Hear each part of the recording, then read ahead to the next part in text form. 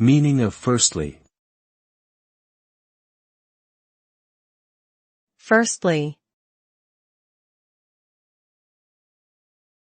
Firstly.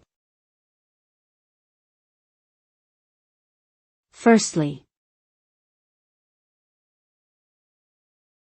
Firstly.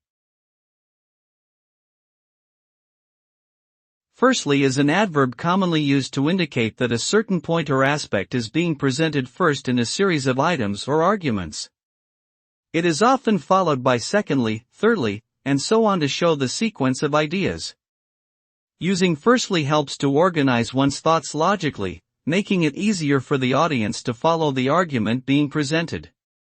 It also creates a clear structure that allows the speaker or writer to develop their ideas effectively and persuasively.